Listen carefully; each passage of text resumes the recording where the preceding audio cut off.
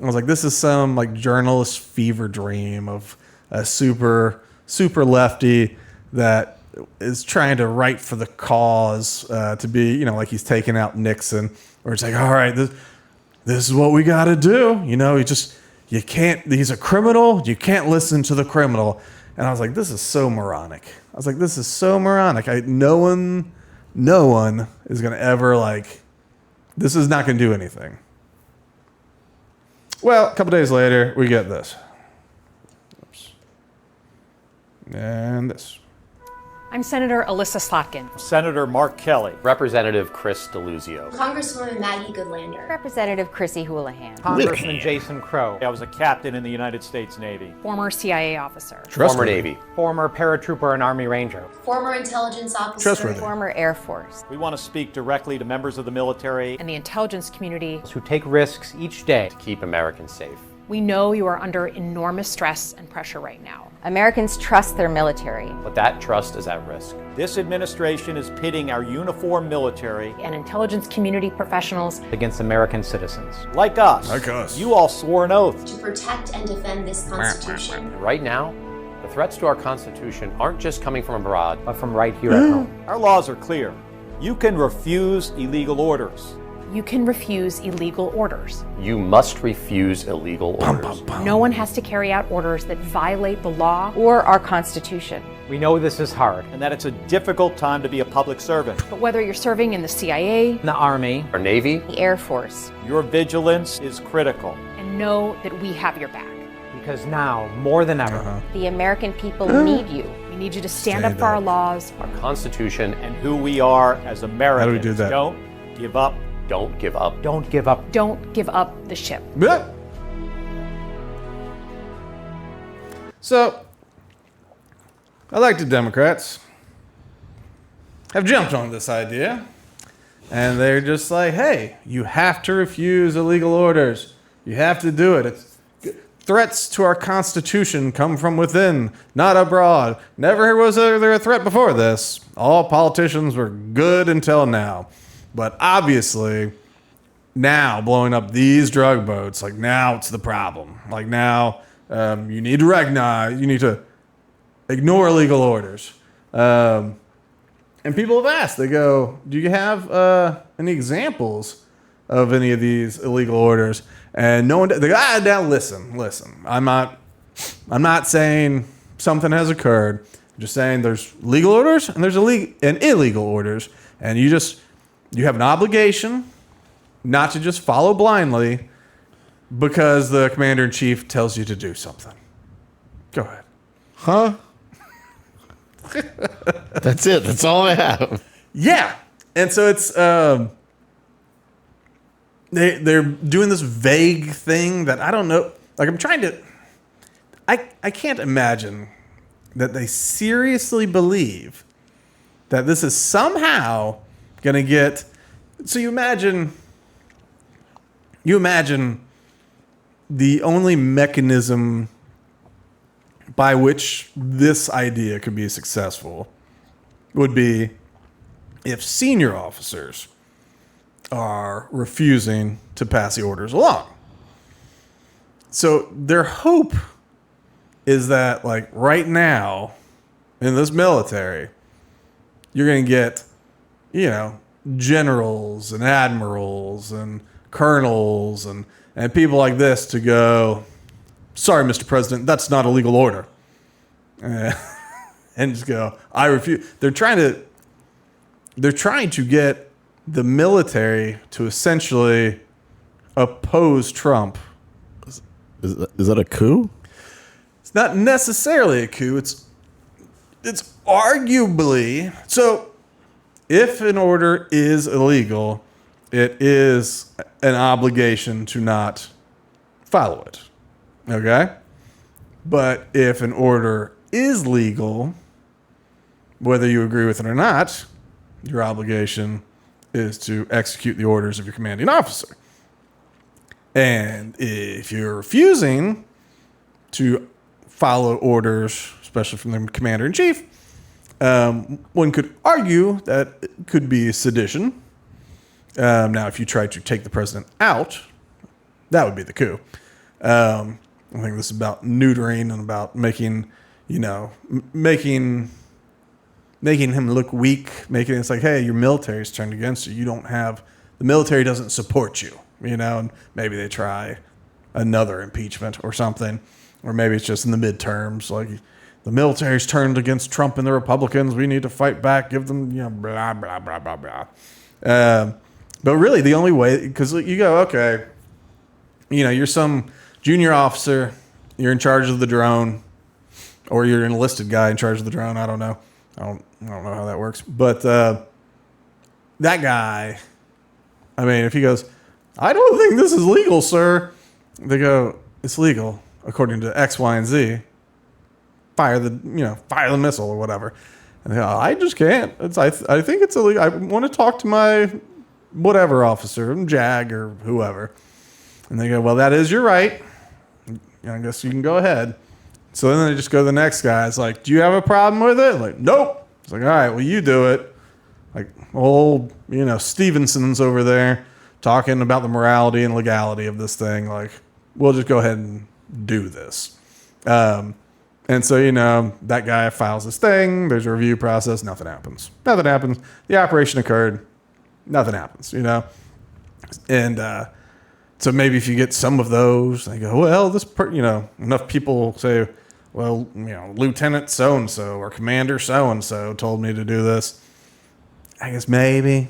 But, like, what they're looking for, they need like, more senior officers to be in opposition to the orders that Trump gives. And it's just, I just can't imagine that this happens. If we're not, it's one thing if we're bombing France or, doing it for Candace. It's just, she does not like France. But, if we're bombing an ally, that's not in the Middle East, or going after Americans or something like that, I think that, yeah, of course, I think our brass would go like, I don't know about that, But when you're talking about fallen narco states that have been registered as terrorist organizations, and we have made a living at bombing people that we've designated as terrorists for 25 years, I mean, what are we talking about? Especially when they go, well, in the let's say this. Let's say that there is intelligence. I mean, because they're watching these things. They got great satellites. They're watching these boats. I'm willing to say that they are drug boats. Like, I've got no reason to really think that they're just hitting random Venezuelans with speedy boats, So, okay, they're chock full of drugs. And they're chock full of, you got a sneeze in there. I was watching your head expand like a balloon as you tried not to sneeze.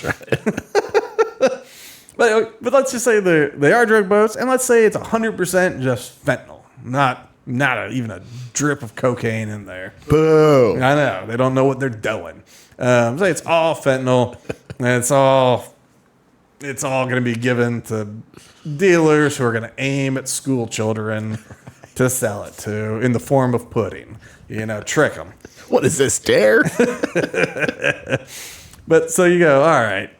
So say they're drug boats. We can see they're drug boats. It's all fentanyl and all that. They're a terrorist organization. It's not like on the is the world a better place with them dead. I don't know, maybe. So when you sit there like, yeah, it's probably better that they were unsuccessful in their delivery of fentanyl, even if it was just going to normal drug dealers. Yeah, okay. I guess maybe. It just makes it all the more difficult to say, like, we need you to stand up against this heinous act. And especially when you go, hey, the goal is just don't send any more boats this way and we'll stop blowing them up. Like, that's the goal. You send it out, we blow it up. Just stop doing it. We'll stop doing this part. We're not invading. We're not attacking your country. And we're attacking the terrorist organization. But anyway, this is set off Trump and his team like crazy. Of course, they're saying that those Democrat whoever the people that were on there, that they're committing seditious acts and they should be punished by law and overplaying the hand like crazy. But it does make me wonder, like one, we get to see how we get to watch the idea get laundered through to the people. And it's just straight Trump opposition. That's all this thing is. It's just figure out different ways to do Trump opposition. Maybe there are some people that actually care about the Constitution and the limits of authority. I'm going to have my doubts, Mrs. CIA. Huh. I have some doubts about that. I do think it is something that needs to stop these strikes. There might be ways to go about it legally to say, I don't know what the process would be, but there's probably something your Congress people figure it out. But this is crazy. This is crazy. I don't even know that, and they look ridiculous. And so they're going on the news things, and yeah, they've got nothing to say on the matter. They go, "Can you give me an example of an order?" And they go, listen, we're just saying, keep an eye out for it. They go, well, just an example of something. And so they're not even executing this well. They just wanted to push this concept out. I guess by pushing it out, now they all have the ability in midterm elections to say, we have to stand up to Trump's illegal weaponization of our military. Something like that. And it could all be something stupid like that. They just need something out there so that then they can talk about it as if it's a thing. And it is technically a thing. I do think it's extra constitutional. I don't think we do have the authority to be striking these boats. But I don't know. What can you see? Because they look foolish. Oh, I agree. I mean, they used the same backdrop in the recordings. I mean, most of them did. They all got together, at least the few that were focused at the end. Mm-hmm. I mean, I saw the same backdrop. You guys are producing this. Well, and if you notice, it's not authentic. No.